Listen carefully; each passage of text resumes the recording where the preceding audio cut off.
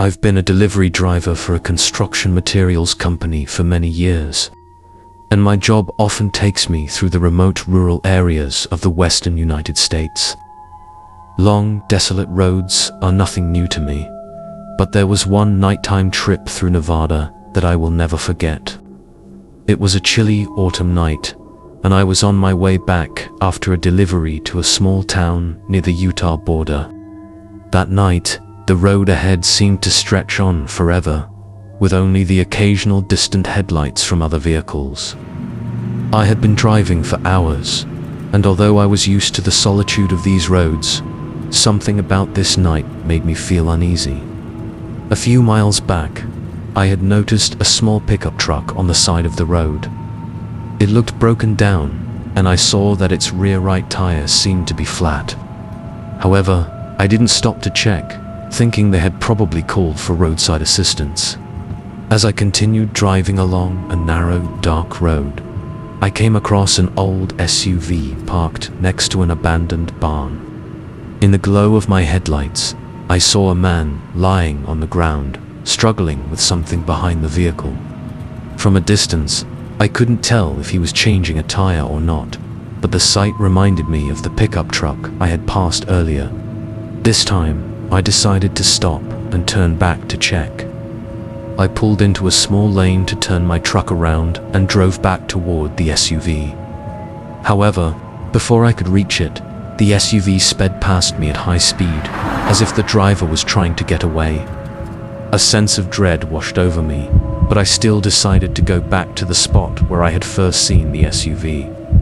When I arrived, my headlights illuminated a strange sight of figure lying motionless in the snow. My heart raced as I stopped the truck and stepped out to take a closer look. As I approached, I realized it was a woman. She was curled up on the ground, wearing a thin, torn black dress that was smeared with mud. Her hair was disheveled and soaking wet, her eyes red from crying, and around her neck were dark bruises, as if someone had choked her. Her lips were bleeding, and she was trembling in the cold.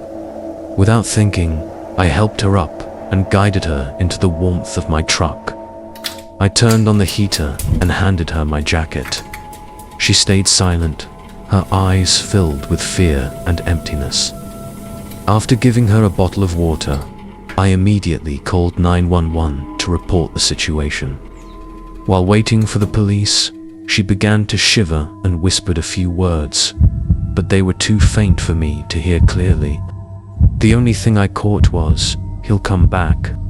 Her voice was weak, as though terrified that something terrible was about to happen. My heart pounded, and the unease within me grew as I wondered who this he she was referring to might be. It took nearly 20 minutes for the police to arrive. During that time, she just sat in the truck silently, not saying another word. When the officers got there, they asked me to step outside and explain what had happened. They checked on her and asked if she needed an ambulance, but she refused. She didn't want to say much to the police, but when they spoke to her, she glanced at me and quietly thanked me for coming back to help. The police took my statement and examined the area. I told them about seeing the SUV and the man struggling with something before it sped off. I had no idea what had happened to her, but it was clear she had been attacked or pulled into some frightening situation. The officers asked her a few questions, but she didn't reveal much. They helped her into the police car and drove away, while I stood there, watching until the flashing lights of the police car disappeared into the darkness. In the weeks that followed, I scoured local news sites and kept an eye on every article that might be related, but there was no news about the incident. The story seemed to vanish, just like the way the SUV had disappeared into the night. It was the first, and perhaps the last, time I faced something that left me feeling so utterly helpless. The Nevada desert night was full of mystery and terror. And one thing I knew for certain: there are things lurking in the darkness that we may never fully understand. I've been a delivery truck driver for nearly a decade, traveling through many remote parts of the United States. My job is to transport agricultural equipment to farms scattered across the country. One of the trips that has stayed with me happened on a dark night in Oklahoma. It was a vast, flat land where the fields stretched to the horizon, and the darkness seemed to swallow everything. That night, I was driving down a desolate state road, trying to complete the delivery before dawn. My 26-foot truck was loaded with heavy machinery, bound for a farm miles away from the nearest town. It was a completely remote place, with no streetlights and no signs of life apart from the sound of the wind howling through the dry grasslands. I had been driving for hours, exhausted after a long day on the road. But everything was going smoothly until I heard a rattling noise coming from the engine. My heart sank. The truck started acting up, and all the warning lights on the dashboard suddenly lit up. Before I could react, the truck stalled and came to a complete stop in the middle of the dark road. I pulled over to the side, trying to restart the engine multiple times, but nothing worked. My phone had no signal, leaving me unable to call for help. I turned off everything to conserve the battery and sat in the dark, with only the faint glow of the hazard lights. The wind picked up, pounding against the truck's cabin and carrying eerie, haunting sounds. Looking out the windshield, I had the unsettling feeling that something was moving out there, just beyond the reach of the truck's lights. At first, I thought it was just fatigue playing tricks on me, but then the movement became clearer. A shadowy figure flickered in and out of the darkness, just at the edge of my vision. Suddenly, a loud thud hit the side of the truck, making me jump. The entire vehicle shook, as if someone or something had slammed into it. My heart raced. I turned on the headlights to scan the area, but there was nothing in sight, just the vast, empty grasslands. Then another loud noise came from behind the truck. I turned to look through the rearview mirror, but saw nothing except thick darkness. An uneasy feeling crept over me, and I decided to stay put, locking the doors and waiting. The wind howled even stronger, and through the gusts, I heard a strange noise like the sound of footsteps dragging across the ground. I held my breath, afraid to move. Suddenly, a bright beam of light flashed in my rearview mirror. It was the headlights of another truck approaching from a distance. Relief washed over me, thinking that maybe another driver could help me out. The truck slowed to a stop directly in front of me. Its headlights were blinding, making it hard to see. I couldn't make out the driver, but something about the vehicle made me uneasy. The lights stayed on, nobody stepped out, and there were no signs that the driver was going to offer assistance. I started to feel suspicious. I decided not to step out of the truck. After a few minutes, the truck in front of me suddenly turned off its headlights, and darkness consumed everything once again. I sat still, the sense of unease growing stronger with each passing moment. Then, another loud thud echoed from the back of my truck. This time, I was sure that something was following me. A faint scratching sound came from the rear door, as if someone or something was trying to find a way inside. I gathered all my courage and honked the horn, hoping to scare off whatever was bothering me. But the noise only lasted for a few seconds before stopping again. I felt as though I was trapped between reality and a nightmare. Suddenly, the light in front of me came back on. The other truck switched its headlights on again, this time even brighter, as if trying to blind me. A cold wind howled, shaking the truck's cabin. I tried to check my phone, but there was still no signal. Time dragged on slowly, and all I could do was sit there, waiting for something terrible to happen.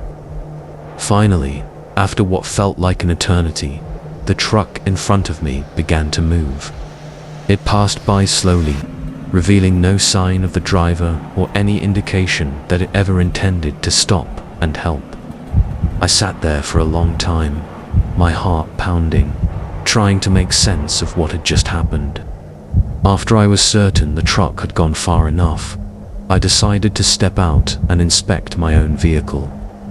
Stepping into the pitch-black night, I felt the biting cold wind cut through my skin.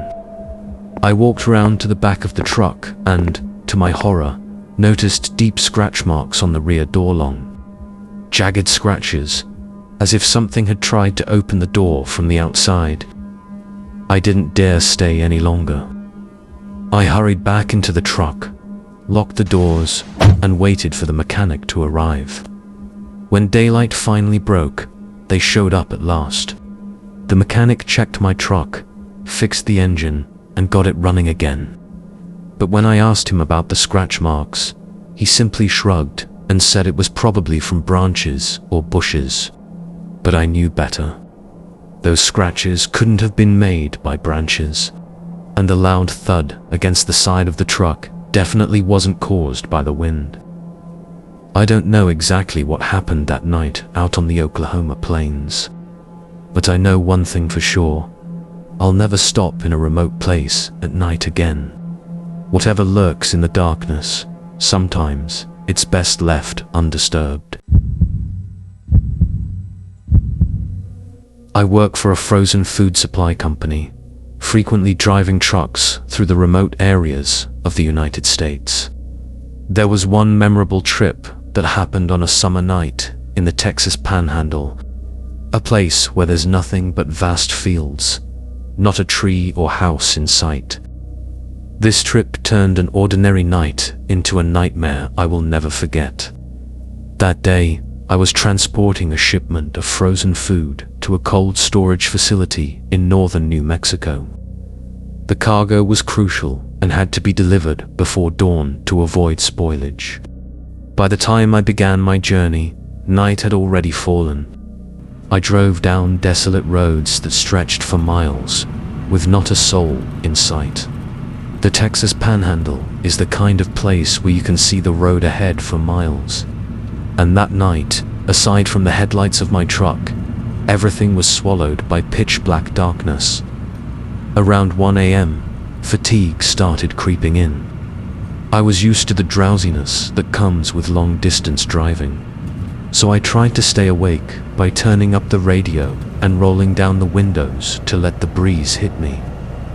The isolation of the road lulled my mind into a hazy state, but I wasn't too bothered by it. I'd experienced this sensation many times before. Then, off in the distance, I noticed something strange blocking the road about half a mile ahead. My headlights illuminated something long, stretched across my lane. At first, I thought it was a blown tire or some sort of debris, but as I got closer, I realized it wasn't a tire. Two figures lay in a straight line, head tuto, completely covering my lane. My heart raced as I realized this wasn't an accident. They were lying there, motionless, with no sign of movement. I quickly swerved into the opposite lane, managing to avoid them safely. After passing the two figures, I stopped my truck further down the road, but they still didn't move. My first instinct was to stop and check if they needed help, but just as my hand hovered near the door, a vague memory flashed in my mind. A former colleague, retired after years of long-haul driving, had once told me about a trick that criminals in remote areas often use. They would pretend to be injured or lie motionless in the middle of the road to lure truck drivers into stopping. Once the driver got out to check, these people, along with their accomplices hiding nearby, would ambush, rob, and sometimes leave the driver in a dire situation. His warning echoed in my mind like a red flag. I decided not to stop. As I put the truck in gear and started to drive away, I glanced in my rearview mirror and saw both figures suddenly stand up. My heart sank. They were no longer motionless. Both of them stood up quickly and stepped back into the darkness. vanishing into the night sky. A wave of fear washed over me, but I knew I had to keep driving. I grabbed my phone and called the police, reporting what had happened. As I explained the situation, I knew it would take them hours to get to such a remote area, and by the time they arrived, there would likely be no trace of anything. After the call, I continued my journey, but the feeling of unease wouldn't let go of me. My mind kept replaying the image of those two people standing up from the road as if they had planned everything. I couldn't shake that eerie image, and suddenly everything around me felt more ominous. Not long after, I started hearing strange noises coming from the back of the truck. At first, it was just light tapping sounds, as if someone was knocking on the back of the truck. I tried to ignore it, telling myself it was just the wind or the frozen goods inside shifting. But then the knocking grew louder, becoming rhythmic, like someone was actually trying to open the trailer. I glanced into my rearview mirror, but saw nothing except darkness. The headlights illuminated the road ahead, and I didn't dare stop on such a desolate stretch of highway. The noise continued, as if something was chasing me from behind. As I tried not to panic, I suddenly saw a shadowy figure dart past the edge of my headlights. A large, blurry shape moving so fast I couldn't make out what it was. It didn't look human, but it didn't resemble any animal I had ever seen either. That shadow moved as if it was chasing my truck, weaving through the roadside brush. I pressed the gas pedal, trying to accelerate and escape the fear that was clinging to me. But the shadow was still there, closely following the truck. My heart pounded, sweat beading on my forehead. I tried to stay calm, but that eerie presence wouldn't leave me alone. Finally, when I spotted the lights of a distant gas station, I decided to head straight for it. As I reached the lit area, I looked back through the rearview mirror. The shadow was gone. There was no sign of the strange creature, and everything went quiet again. I stopped at the gas station, got out, and checked the truck. The trailer was intact, but the sounds I had heard still echoed in my mind. I inspected the area around the truck, but found no signs of anything unusual. It seemed like everything had only existed in my head, but I knew I couldn't have imagined those rhythmic knocks. As the sun began to rise, I continued my journey to the cold storage facility in New Mexico. Even though I arrived safely, my mind couldn't shake the lingering anxiety. That shadowy figure and the two people lying in the middle of the road late at night haunted me. I never found out who they were or what that mysterious creature was. But from that moment on, I became more cautious every time I drove through remote areas at night. What I experienced on the Texas Panhandle forever changed the way I viewed the solitude of long, empty roads. I've been driving long-haul trucks for nearly 10 years, delivering frozen food to restaurants and small stores in remote towns. The job demands patience and time, but I've always loved the sense of freedom that comes with cruising along America's quiet roads. However, one trip along a Colorado highway changed the way I view lonely nights on the road. It was a night in October when temperatures dropped sharply and the distant mountains appeared ghostly under the faint moonlight. I had just completed a delivery in Utah and was on my way back to Denver. The drive was long, and I knew it would take several hours of navigating winding mountain roads with no rest stops for miles. It was around 11 p.m., and I had been driving for 8 hours straight.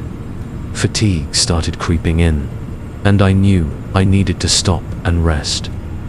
I'd traveled this route many times before and knew there were empty lots spaced about, 50 miles apart where truckers could safely park overnight. I found an empty lot on the side of the road, far from the treacherous rocky hills and with no houses in sight. After parking, I turned off the engine. pulled the curtains tightly across the windows and lay down on the narrow bed behind the cab to watch a short video on my phone. The cold mountain breeze slipped through a crack in the window, carrying with it a strange chill. But the quiet of the mountains gave me a sense of calm, and after about an hour, I began to drift off to sleep. Around 1 a.m., I woke up abruptly to a strange sound. A rattling noise was coming from the driver's side door. At first, I thought it might just be the wind hitting the door handle. But when the sound repeated, I knew something or someone was trying to open the door. I sat up quickly, my heart racing and my mind spinning. I lifted the curtain just a little and peeked through the gap. The thick darkness outside made it impossible to see anything, but the rattling noise continued clearly from the other side of the truck. It sounded as if someone was trying to open the passenger door. A chill ran down my spine. The mountain road was so desolate that I hadn't heard any vehicles pass by all night. So what was trying to get into my truck? I cautiously glanced out the passenger side window, but there was no one standing there. The silence returned, but it didn't give me any sense of comfort. I decided to start the truck and turn on the headlights.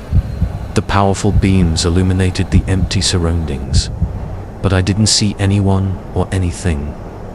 My heart pounded in my chest as I tried to reassure myself that it was just the wind making the door rattle. But deep down, I knew that wasn't the truth. I sat still in the truck, my mind racing with fearful thoughts. I pulled the curtains back and lay down, trying to ignore what had just happened. But then, the noise returned, this time from the top of the truck. A faint scratching sound, as if something was trying to open the ventilation hatches on the roof. I could feel the truck shaking slightly, as if someone or something was climbing on it. I took a deep breath, summoning all my courage, and reached for the small alarm button beside the bed. The blaring alarm cut through the silence, shrill and piercing. But the strange sounds didn't stop. The scratching grew louder, with rattling noises coming from all directions. The door handles clattered again, as if someone was trying to forcefully open them. I didn't dare step outside, and I had no idea what to do. I felt trapped in a nightmare with no escape. The sounds outside the truck continued for what felt like an eternity, and then suddenly, everything stopped. Complete silence. I sat there, frozen, listening to the only sound, the rapid beating of my heart. Suddenly, the headlights of another truck flashed through my rearview mirror. A large truck was approaching.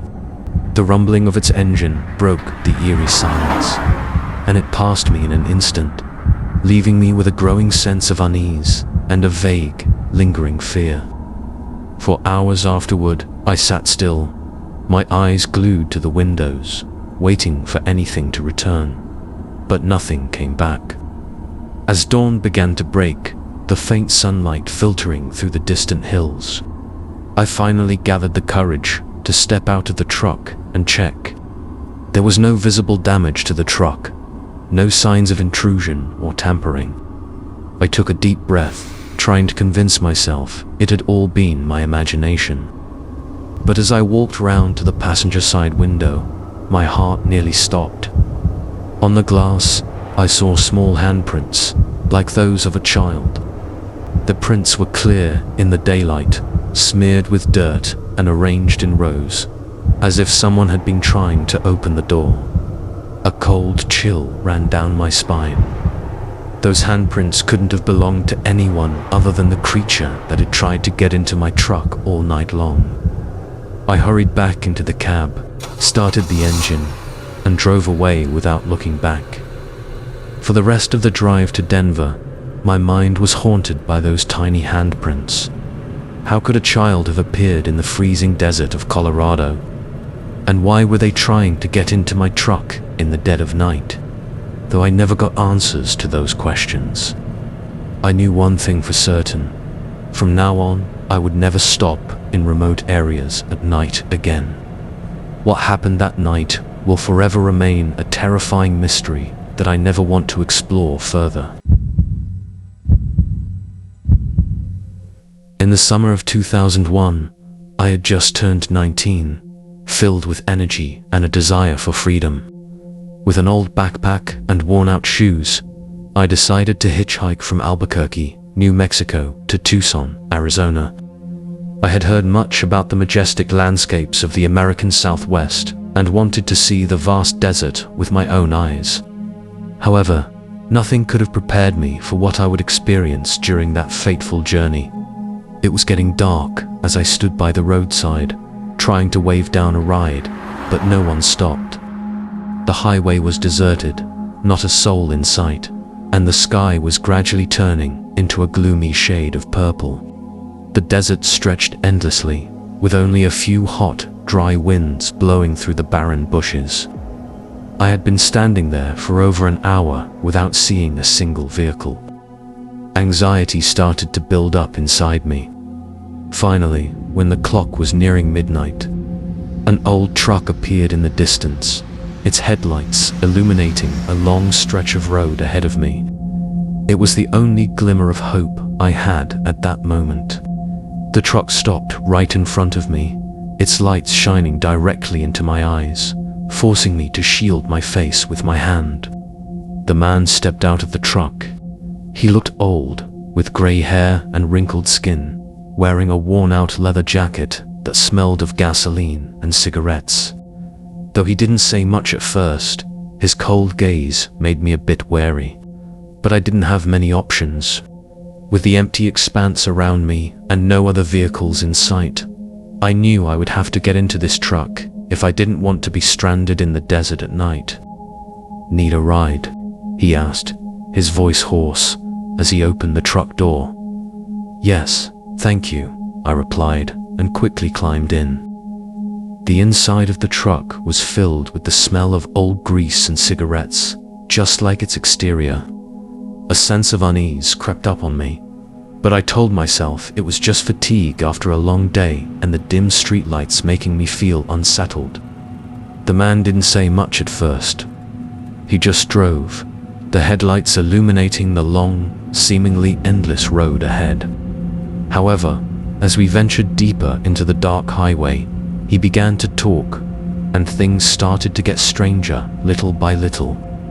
Ever made someone so mad they wanted to slay you? He began abruptly, as if there was nothing odd about the question. I didn't know how to respond. I shook my head and tried to force a polite smile, but he didn't wait for an answer. He continued speaking, slowly, but with an undercurrent of menace. "They think I'm crazy, but I'm not," he said, his eyes still glued to the road ahead.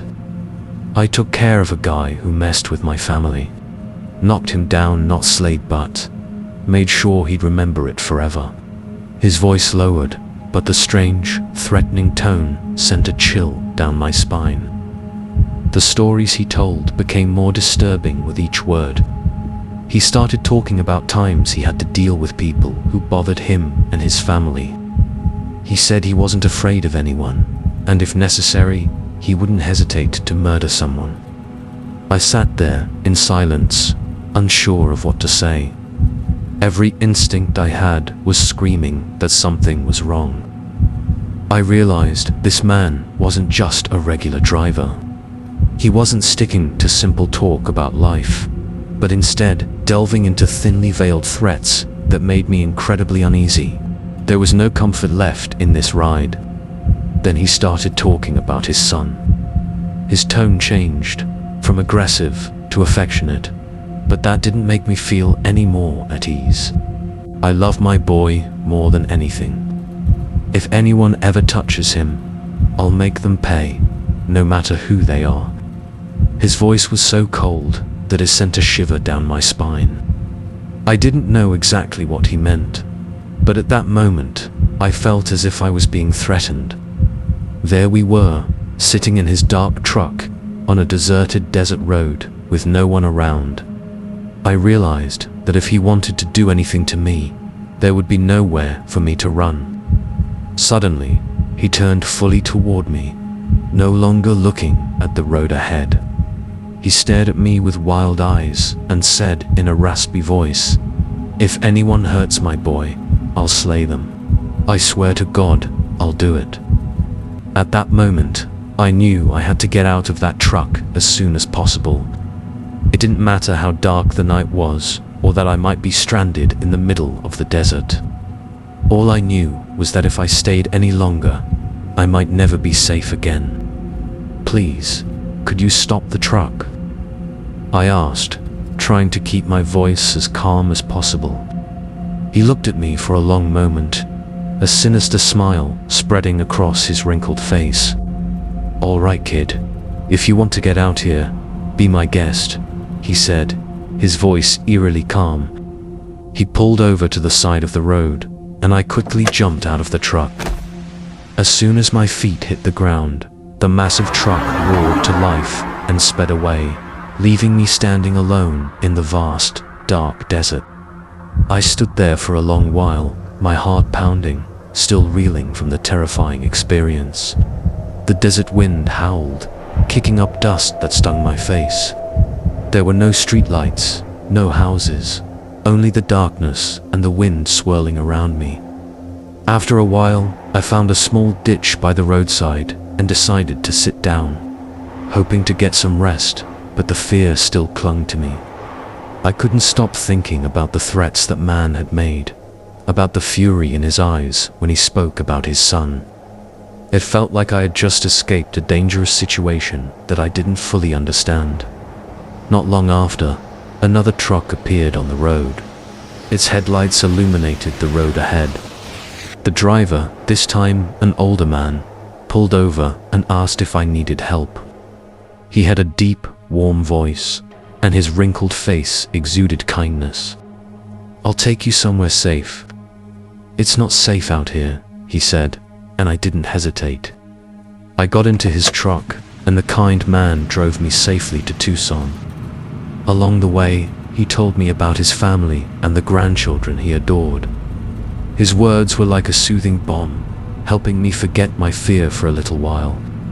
But even though I made it safely to my destination, I couldn't shake the memory of the man who picked me up first. His threatening words still haunt me whenever I think about that night.